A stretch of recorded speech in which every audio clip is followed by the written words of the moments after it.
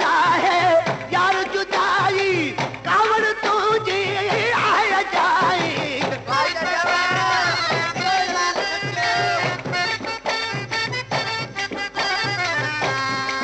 वाजिब ना है यार जुदाई कावड़ तुझे आया जाए उन्हें तो बिन को आराम बड़ी वे दर्द बताई तो उन्हें तो बिन को आराम बड़ी वे दर्द बताई तो वे दर्द बताई तो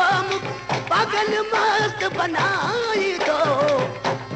महबूब न कर माना मुझे दिल के यार रुखाई तो महबूब न कर माना मुझे दिल के यार रुखाई तो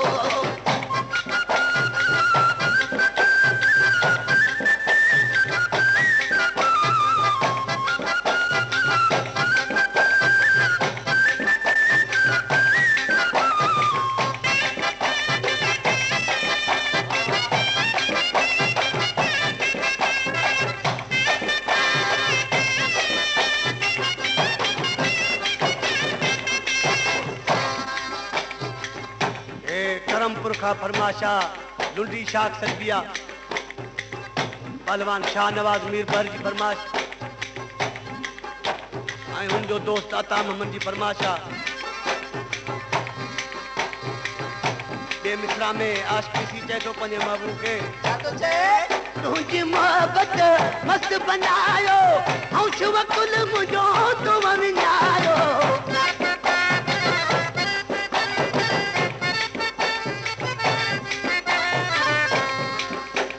मोहब्बत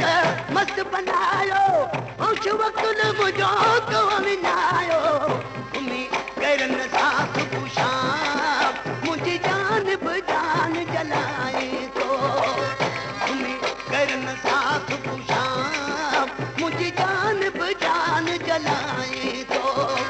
जान बि जान जलाई तो मूंखे पागल मस्त बनाई तो महबूब न कर माना जान बजान जलाई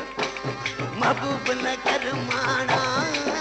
मुझे दिल के यार रुकाई तो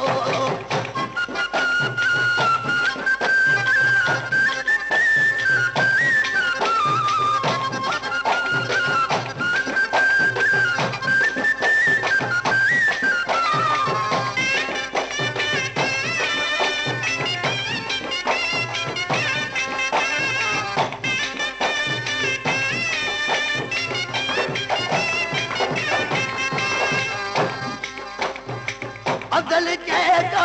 कौन रहायो तब में तो साना तो निभायो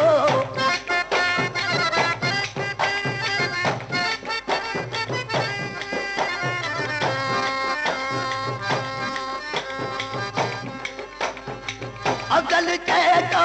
कौन रहायो तब में तो साना तो निभायो अची मिल तू मुसा सरेआम चाले मोहब्बत यार लिखाई तो अची मिल तू मुसा सरेआम चाले मोहब्बत यार लिखाई तो मोहब्बत यार लिखाई तो मूंखे पागल मस्त बनाई तो महबूब न कर माना मुंहिंजी दिल खे यार रुकाई तो महबूब न कर माना मुझे दिल के यार